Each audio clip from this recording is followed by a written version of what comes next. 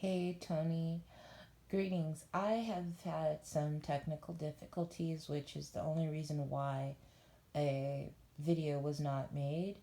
Um, however, I could have found a way to produce one, but I wanted to just have you hear my voice out of respect to the fact that family death um, is a part of your heartbreak.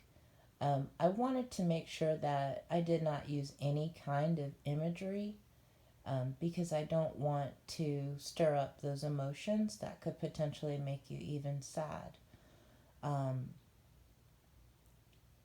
I can identify um, with heartbreak and being notified of the death of a father, a parent. Um, my father um, died of heart failure over 10 years ago. Um, and the way in which the news was delivered, which came by way of the police, because my dad had been in his home for several days um, before he was found dead. Um, I can identify with your story in that I too lost a parent, but where the disconnection is that yours came while being a child, and I can only imagine. And so for that, I extend compassion. I extend compassion towards your circumstance, which has ultimately attributed to the person that you are now. I also wanted to discuss the point that you made in regards to how in 1974 and within that era, um, child trauma and the counseling thereof was not as much as advocacy as the way it is now.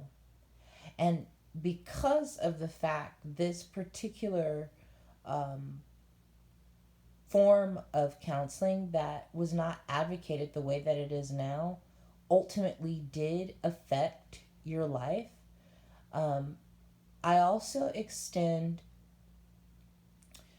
uh, what's the word I'm looking for? I also extend a level of, you have been humble to this death, but this death also seems to have created not so much trauma, but it seems as though there was not a door for which you could walk through to connect to specific healing that was necessary. So, this ultimately created weights that you carried within your life. This is just based on my perspective of hearing your story. Secondly, you talked about heartbreak in terms of the separation between you and your husband, your partner, and how this came by way of events that ultimately played a role in the demise of your relationship becoming negative. I hope I'm saying this right. The fact that you're still able to be in agreement and sojourn in life and still believe in love, um, that to me is very winning and it's very rewarding. And I thank you for sharing your story.